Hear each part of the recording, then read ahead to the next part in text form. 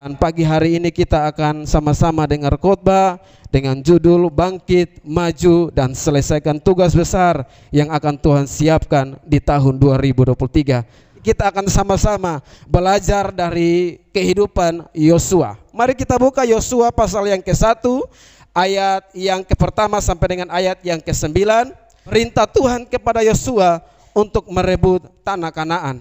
Sesudah hamba Tuhan itu mati, sesudah Musa hamba Tuhan itu mati, berfirmanlah Tuhan kepada Yosua bin Nun abdi Musa itu demikian.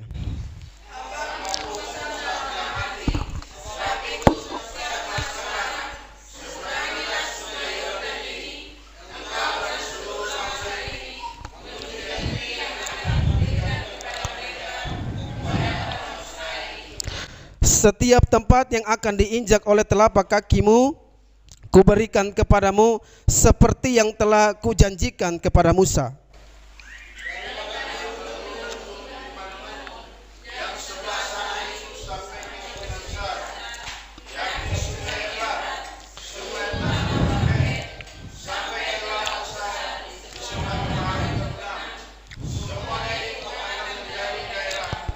Seorang pun tidak akan dapat bertahan menghadapi engkau seumur hidupmu. Seperti aku menyertai Musa, demikianlah aku akan menyertai engkau. Aku tidak akan membiarkan engkau dan tidak akan meninggalkan engkau.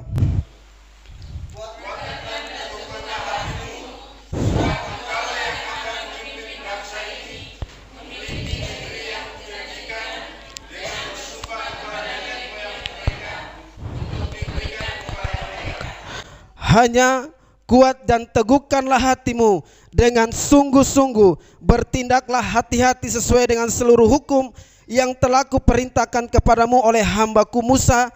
Janganlah menyimpang ke kanan atau ke kiri, supaya engkau beruntung kemanapun engkau pergi.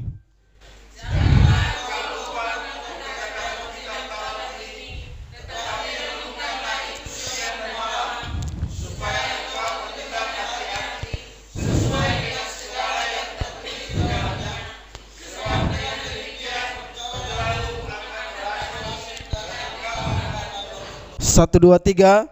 Bukankah telah kuperintahkan kepadamu, kuatkan dan teguhkanlah hatimu, janganlah kecut dan tawar hati, sebab Tuhan Allahmu menyertai engkau kemanapun engkau pergi. Kita beri kemuliaan yang meriah bagi Tuhan.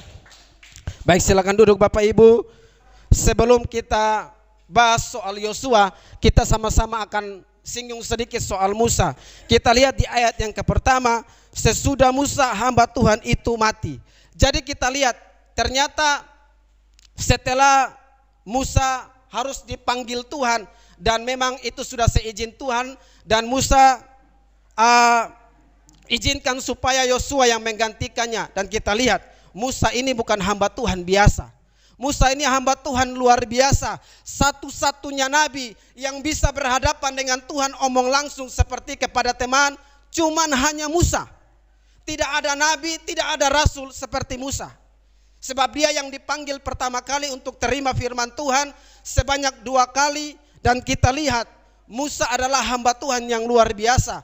Tapi Musa juga manusia biasa yang bisa saja marah, yang bisa saja tidak setia kepada Tuhan, yang bisa saja melanggar kekudusan Tuhan. Dan kita lihat di umur 120 tahun, Bapak Ibu, umur 120 tahun seperti Musa, itu bukan hal yang mudah. Kalau di zaman Nuh sampai ke Abraham masih bisa mencapai umur ratusan tahun. Tapi setelah sampai di zaman Musa, umur manusia paling top 120 tahun. Dan itu sudah tua. Tapi firman Tuhan berkata, Musa mata tidak buram, kekuatan Musa tidak pernah hilang. Mari kita buka firman Tuhan. Kita lihat firman Tuhan. Tapi sebelumnya, Musa juga bisa kehilangan berkat besar. Musa bukan tidak masuk surga. Musa masuk surga. Kita tahu dari mana Musa ada di kerajaan surga. Kita lihat waktu Tuhan Yesus ajak Petrus, Yakobus, dan Yohanes ketika mereka ada di namanya Gunung Tabor, atau biasa mereka sebut Gunung Transfigurasi atau perubahan wujud pada waktu itu. Dan kita lihat ketika mereka ada di gunung, yang turun siapa? Musa dan siapa? Elia. Itu membuktikan kalau Musa ada di mana? Di surga. Musa tidak masuk tanah Kanaan karena Musa apa? Musa pernah melanggar yang namanya kekudusan Tuhan. Itu Bapak Ibu bisa baca nanti di Ulangan atau Bilangan. Ketika mereka ada di Masa dan Meriba, Tuhan suruh tunjuk atau Tuhan suruh tunjuk kepada batu itu karena Musa emosi kepada orang-orang Israel yang mereka sungut-sungut, mereka mengeluh, mereka kehausan. Musa bukan pergi tunjuk, Musa pergi pukul. Padahal Tuhan cuman hanya suruh tunjuk. Tapi itulah Musa sebagai manusia bisa gagal. Tapi kegagalan Musa membuat Musa kehilangan berkat yang besar. Musa tidak apa? Tidak masuk tanah Kanaan. Hal pun dalam kehidupan kita. Kita tidak kehilangan keselamatan seperti di dalam Roma. Roma pasal yang ke-8 ayat yang pertama, mari kita baca sama-sama. 1, 2, 3. Demikianlah sekarang tidak ada penghukuman bagi mereka yang ada di dalam Kristus Yesus. Jadi kita lihat orang yang ada di dalam Kristus Yesus, mereka tidak kehilangan keselamatan. Selama mereka percaya, selama mereka berharap, mengandalkan Tuhan, mereka tidak akan kehilangan yang namanya keselamatan. Tapi mereka bisa kehilangan yang namanya berkat jasmani, berkat yang sudah disediakan seperti siapa? Seperti Musa. Musa Tuhan cuma izinkan dia lihat dari jauh betapa luar biasanya tanah Kanaan. Musa tidak masuk. Kenapa Musa tidak masuk? Karena Musa pernah melanggar yang namanya kekudusan Allah. Jadi kalau setiap kita, mungkin kita tidak kehilangan yang namanya keselamatan. Kita mungkin bisa masuk surga, tapi kita bisa kehilangan berkat besar ketika kita tidak menghargai yang namanya kekudusan Tuhan. Ketika Tuhan panggil, ketika Tuhan ajak kita untuk bersekutu, melakukan apa yang Tuhan mau dalam kehidupan, tapi ketika kita tidak respon kepada Tuhan, kita akan kehilangan berkat besar. Seperti siapa? Seperti Musa ini. Dan kita lihat, Musa adalah orang yang luar biasa. Ulangan pasal yang 34, kita baca mulai ayat yang pertama, 1, 2, 3. Kemudian naiklah Musa dari dataran Moab ke atas gunung Nebo, yakni ke atas puncak Pisga yang di tengah Yeriko. Lalu Tuhan memperlihatkan kepadanya seluruh negeri daerah Gilead sampai ke kota Dan, seluruh Naftali, tanah Efraim dan Manase, seluruh tanah Yehuda sampai laut sebelah barat, tanah Negeb dan lembah Yordan, lembah Yeriko, kota pohon korma itu sampai ke Soar. Ayat ke-4. Dan berfirmanlah Tuhan kepadanya, inilah negeri yang kujanjikan dengan sumpah kepada Abraham, Ishak dan Yakub. Demikian kepada keturunan mula akan kuberikan negeri itu. Aku mengizinkan engkau melihatnya dengan matamu sendiri, tetapi engkau tidak akan menyeberang ke sana. Jadi kita lihat ini, Tuhan cuma izinkan Musa untuk lihat betapa indahnya tanah Kanaan, betapa luar biasanya berkat yang ada di tanah Kanaan. Dan kita lihat janji Tuhan itu terbukti kalau Musa cuma hanya bisa lihat. Dan akhirnya di umur yang ke 120 tahun Musa harus dipanggil Tuhan. Dan kita lihat di ayat yang ke-5 dan 6, 1, 2, 3. Lalu matilah Musa hamba Tuhan itu di sana di tanah Moab sesuai dengan firman Tuhan, dan dikuburkannya lah dia di suatu lembah di tanah Moab di tentang Bet Peor, dan tidak ada orang yang tahu kuburnya sampai hari ini.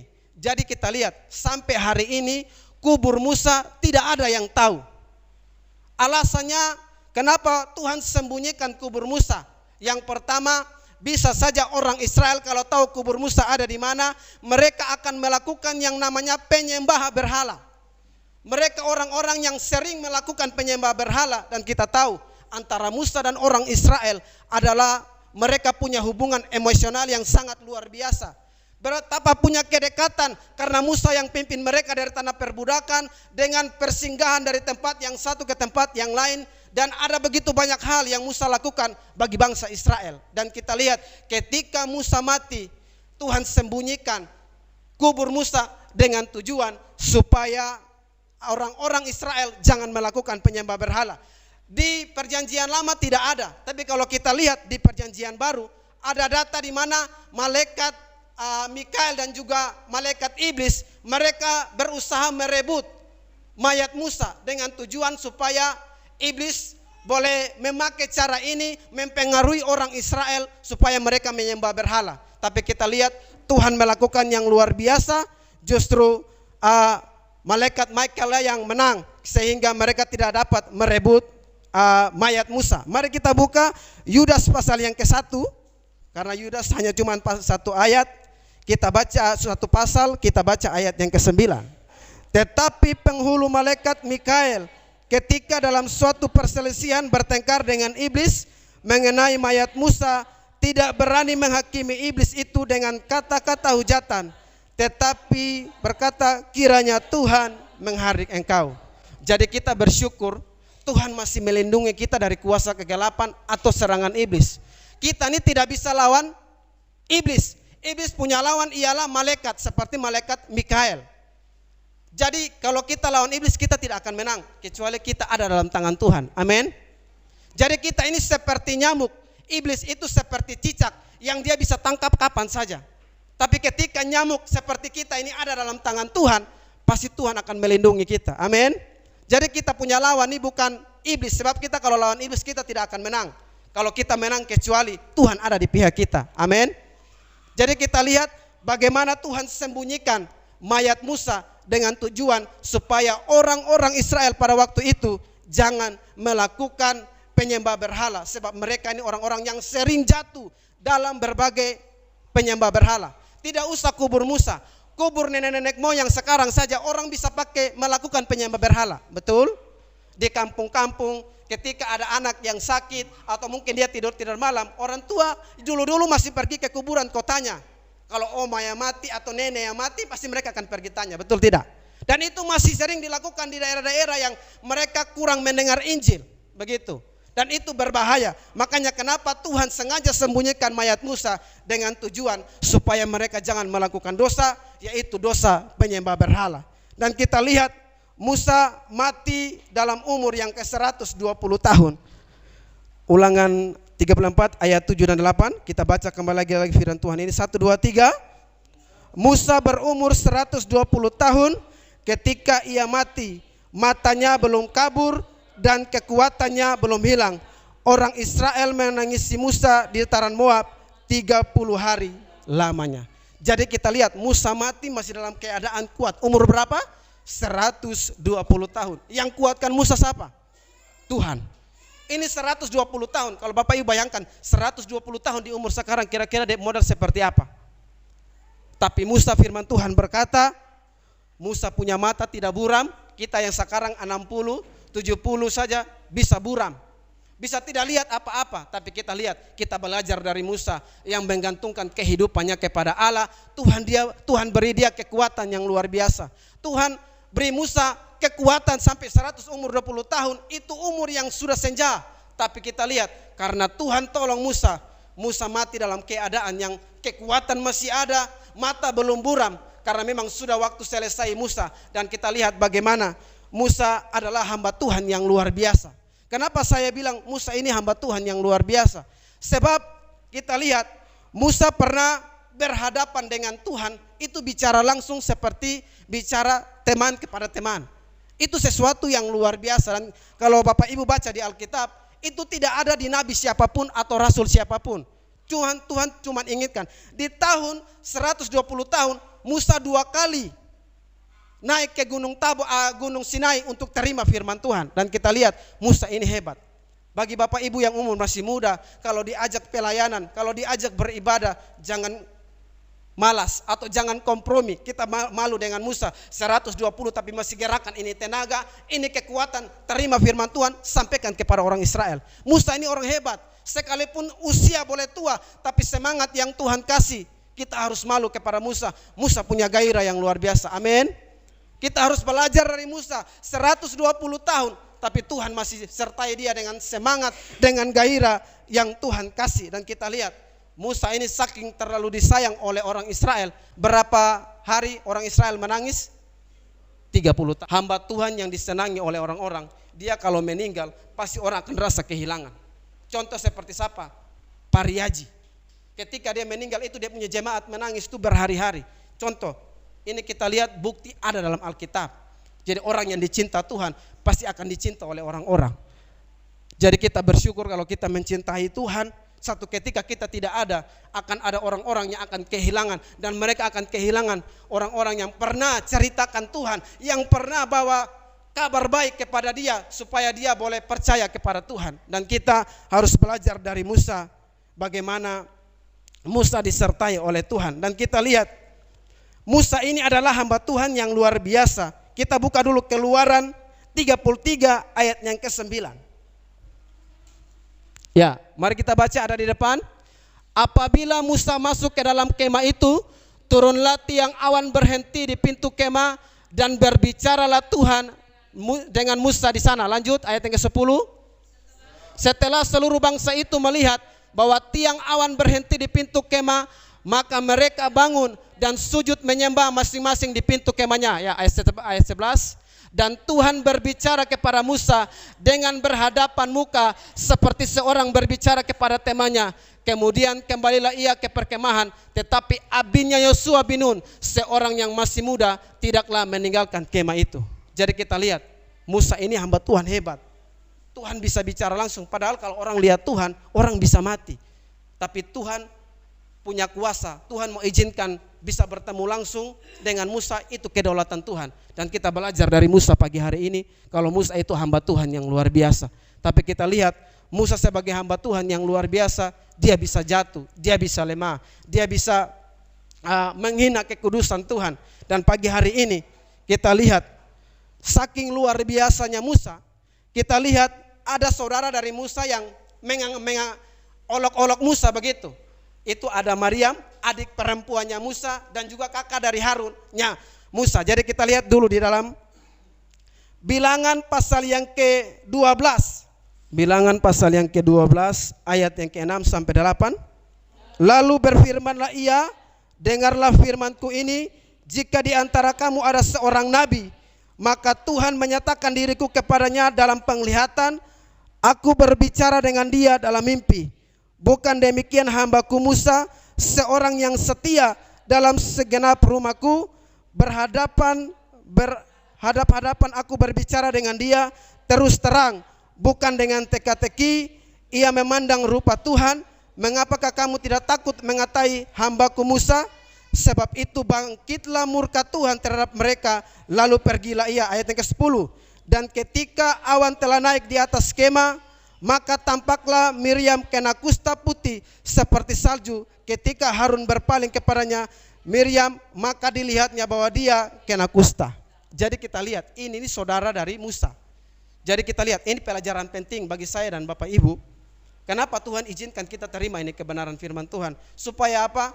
Kita sebagai orang percaya belajar menghargai yang namanya hamba Tuhan. Kalau dia hamba Tuhan yang diurapi Tuhan, Bapak Ibu harus hormat 2 kali. Karena itu Paulus bilang, hamba Tuhan yang berjeri lelah, yang berkhotbah, yang mengajar, yang takut akan Tuhan sungguh-sungguh, Bapak Ibu harus hormati dia berapa kali? 2 kali lipat. Amin. Ini kenapa Tuhan izinkan supaya ini dicatat oleh Musa, supaya kita menghargai. Karena Musa ini adalah orang yang bisa emosi saja bagi dia punya bangsa. Tapi Musa diizinkan Tuhan supaya pimpin bangsa ini. Dan ini bangsa bukan bangsa yang biasa. Ini bangsa firman Tuhan berkata mereka adalah bangsa tegar tengkuk. Tegar tengkuk itu kepala batu plus kepala angin. Orang bilang, betul? Kepala batu dan juga kepala angin. Tapi lihat, kesebaran Musa untuk bangsa ini bukan main-main. Oke, baik, kita akan lanjut belajar dari Yosua. Dan tadi kita baca tadi di Keluaran atau Ulangan, yang akan menggantikan Musa adalah Yosua. Bapak Ibu tahu, waktu Yosua pimpin bangsa Israel, Yosua bukan umur masih 40 atau 30 tahun. Ketika dipercayakan untuk melanjutkan pelayanan yang dipercayakan Tuhan kepada Yosua, kurang lebih umur Yosua itu 80 sampai 85 tahun. Dan itu bukan umur muda. Itu umur yang cukup tua. Makanya Yosua agak keberatan ketika tugas ini diberikan kepadanya. Yang pertama kita lihat, Yosua sudah sangat tua. Tentu yang dia pimpin ialah bangsa Israel yang pada waktu itu 2-3 juta orang. Bukan orang yang baik. Kalau kita pimpin orang baik tidak jadi masalah. Tapi kalau kita pimpin orang yang kepala batu seperti bangsa Israel, itu pusing. Contoh seperti Bapak Ibu yang punya anak, atau Bapak Ibu yang punya ibu-ibu yang punya suami yang susah diatur, itu pasti Bapak Ibu kepala sakit, betul tidak? Betul? Bapak Ibu yang punya anak kepala batu yang sudah diomong ulang-ulang tidak dengar, atau ibu-ibu yang punya suami atau sebaliknya yang Bapak Ibu punya pergumulan, pasti Bapak Ibu juga pusing. Tapi kita lihat Yosua diizinkan Tuhan untuk pimpin bangsa ini, dan kita lihat bagaimana Yosua juga pasti sebagai manusia biasa, dia punya pergumulan. Makanya Tuhan sampai 3 kali bicara di ayat yang tadi kita baca, Yosua pasal 1, itu Tuhan bicara 3 kali, kuatkan hatimu. Kenapa kuatkan hatimu? Karena Yosua bisa saja apa? Lemah. Amin. Kita sebagai manusia bisa lemah, tapi firman Tuhan datang kepada kita, Tuhan sampaikan kuatkan hatimu. Ini baru hari ke-15. Masih ada hari-hari panjang yang akan kita lalui dengan berita-berita, dengan keadaan-keadaan yang membuat kita saja bisa tidak lemah. Bisa lemah, tapi firman Tuhan hari ini ajak kita untuk sama-sama di hari yang panjang. Tuhan berkata, kuatkan hatimu. Amin Bapak Ibu. Itu yang Tuhan mau dalam kehidupan kita. Kita harus belajar dari Yosua. Sekalipun sudah tua, tapi Yosua sadar, Yosua punya Allah yang pernah lihat Musa bela laut, yang pernah lihat Musa omong dengan Tuhan secara luar biasa. Itulah yang membuat Yosua tidak pernah mundur.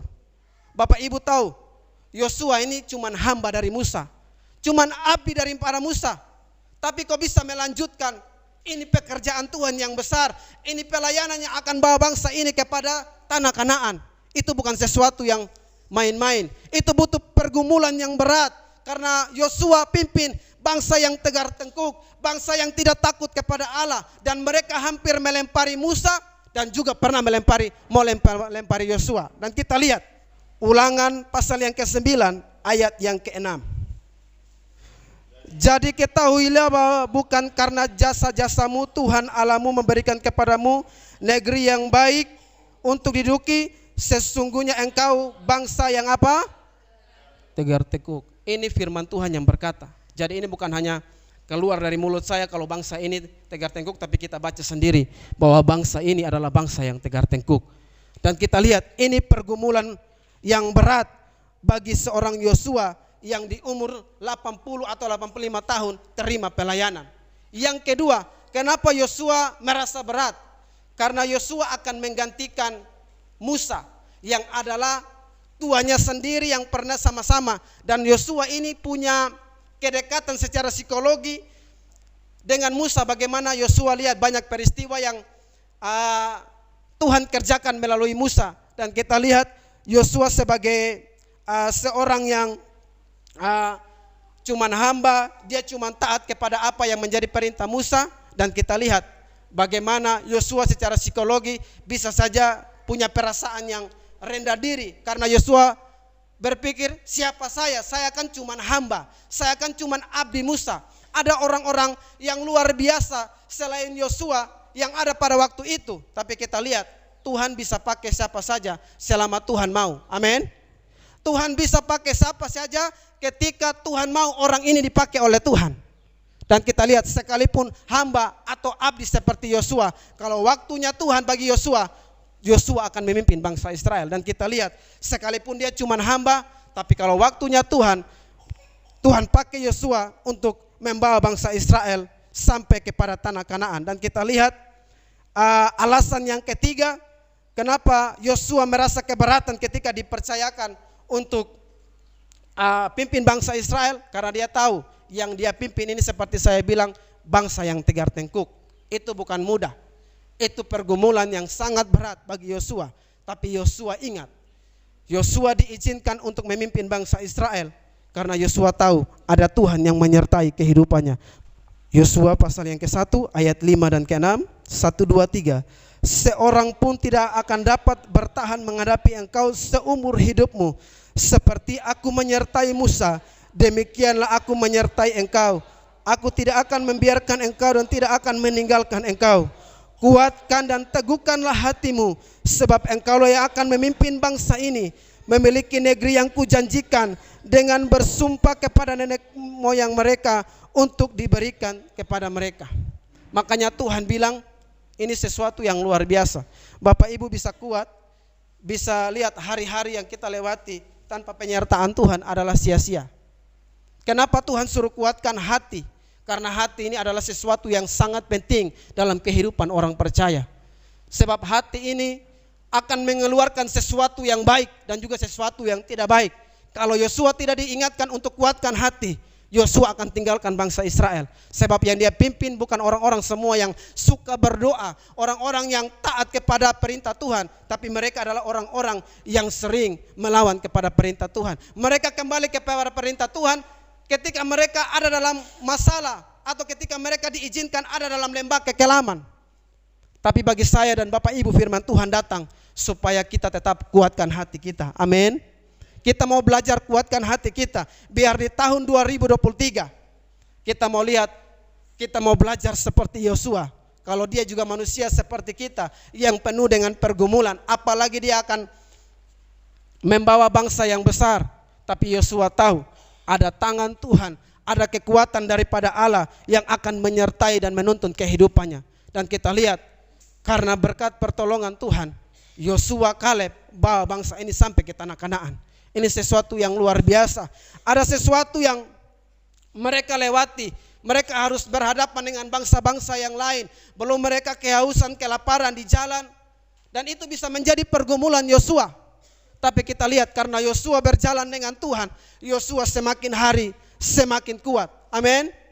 Yang membuat Yosua kuat ialah apa? Di ayat yang ke-7. Ayat yang ke-8, 7 dan 8. Mari kita baca firman Tuhan. 1, 2, 3. Hanya kuatkan dan teguhkanlah hatimu dengan sungguh-sungguh. Bertindaklah hati-hati sesuai dengan seluruh hukum yang telah diperintahkan kepadamu oleh hambaku Musa. Janganlah menyimpang ke kanan atau ke kiri, supaya engkau beruntung kemanapun engkau pergi. 8. Janganlah engkau lupa memperkatakan kitab Taurat ini, tetapi renungkanlah itu siang dan malam, supaya engkau bertindak hati-hati sesuai dengan segala yang tertulis dalamnya. Sebab dengan demikian perjalananmu akan berhasil dan engkau akan beruntung. Tuhan minta apa? Yosua jangan pernah keluar dari perintah Tuhan. Amin. Kalau Bapak Ibu mau lihat Tuhan menyertai, menolong kehidupan kita, Tuhan sedang ajar kita jangan keluar dari perintah Tuhan. Amin. Kita jangan pernah keluar dari perintah Tuhan. Kalau kita yang keluar dari perintah Tuhan, mungkin kita akan merasa aman-aman saja. Mungkin secara uang kita ada, secara berkat jasmani kita ada, tapi Bapak Ibu tidak akan terima yang namanya berkat rohani. Sesuatu yang dalam hati yang tidak nyaman akan menekan saya dan Bapak Ibu.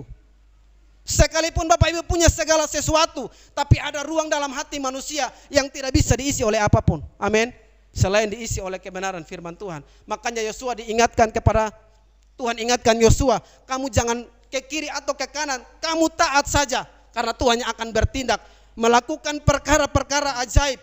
Dan kita lihat, Yosua pimpin apa? Bangsa Israel bela apa? Bela sungai. Ini perintah Tuhan kepada Yosua untuk apa? Merebut tanah Kanaan, karena mereka akan membela sungai Yordan dan lain sebagainya. Tapi karena Yosua berpegang kepada perintah Tuhan, Yosua tahu siapa yang akan pimpin dia. Dan Yosua tahu bagaimana Tuhan pernah melakukan perkara yang ajaib pada zaman Musa. Dan Yosua pegang itu. Kalau Tuhannya pernah lihat Tuhan tolong dia, Yosua sebagai hamba akan perlu percaya kepada Tuhan. Dan dia juga akan melakukan apa yang Tuhan perintahkan kepadanya. Dan kita lihat sampai 3 kali Tuhan ingatkan. Kenapa sampai 3 kali? Karena kita sebagai manusia bisa saja lemah, makanya perlu diingatkan kembali. Makanya Bapak Ibu, di tahun 2023 jangan hilang dari zamannya jam persekutuan. Kalau 2022 kita lemah, kita mungkin anggap itu tidak penting, anggap itu biasa, tapi mari kita belajar dari Yosua. Yosua bisa kuat karena Yosua membiasakan diri ada di hadirat Tuhan. Amin. Yosua membiasakan diri ada di hadirat Tuhan. Makanya Yosua dipimpin oleh Tuhan. Sekalipun dia pimpin begitu banyak orang, 2-3 juta orang, tapi Yosua tahu ada tangan Tuhan yang menyertai Yosua. Dan saya berharap 2023 kita bukan jadi jemaat yang biasa-biasa, tapi kita mau bangkit, kita mau bergairah, kita mau bangun hubungan dengan Tuhan sungguh-sungguh. Sekalipun itu sangat sulit karena kita harus berpikir sesuatu, tapi yang Tuhan mau selain kita berusaha untuk jasmani, tapi yang jauh lebih penting kita harus berjuang untuk punya rohani yang benar di hadapan Tuhan. Amin. Kita harus waktu terus berlalu tanpa sadar Bapak Ibu punya rohani tidak benar, itu bisa berbahaya. Itu bisa seperti orang-orang pada zaman Nuh, ketika Tuhan datang bawa air bah, mereka semua lenyap. Karena apa? Mereka tidak siap. Mereka hanya cuma sibuk dengan segala sesuatu, tapi kita lupa akan Tuhan yang akan datang kedua kali. Bapak Ibu, mari pegang firman Tuhan ini. Biarlah firman Tuhan kebenaran ini memberkati kita semua, dan kita dikuatkan oleh Tuhan. Kalau tahun 2023 ada penyertaan, ada kekuatan bagi Tuhan. Amin. Bagi kita semua yang Tuhan berikan. Amin. Sekalipun Tuhan sengaja supaya Yosua diizinkan punya pergumulan yang berat soal pimpin bangsa Israel, dengan tujuan supaya apa? Yosua bergantung kepada Tuhan. Tuhan izinkan saya dan Bapak Ibu ada dalam masalah, dalam pergumulan, dengan tujuan supaya apa? Kita bergantung kepada Tuhan. Seperti Elia, sengaja Tuhan keringkan sungai Kerit, sengaja Tuhan hadirkan kelaparan yang begitu banyak, dan Tuhan kirim lewat burung gagak. Tapi satu ketika burung gagak tidak antar daging, satu ketika sungai Kerit kering. Kenapa Tuhan izinkan itu semua? Tuhan sedang didik Elia bergantung kepada Allah yang hidup. Amin. Biarlah tahun 2023 kita semua, saya dan kita semua, kita mau belajar bergantung kepada Tuhan. Dan Tuhan sengaja hadirkan masalah-masalah dalam hidup saya dan Bapak Ibu, entah itu usaha tidak maju kah, atau anak sakit kah, atau kehilangan apakah, dengan tujuan Tuhan sedang bawa kita supaya kita bergantung kepada Allah. Tentu kita pernah baca firman Tuhan soal kematian Lazarus. Lazarus adalah saudara Maria, dan kedekatan Maria, Marta dengan Tuhan Yesus begitu dekat karena Tuhan sering hadir di rumah mereka, makan dan minum, dan mereka sering dengar yang Tuhan sampaikan kepada mereka. Tapi ada saat di mana Tuhan sengaja tidak menyembuhkan Lazarus pada waktu itu. Bahkan Tuhan tunggu 4 hari, kalau tidak salah, sampai Lazarus mati. Tuhan tidak datang juga.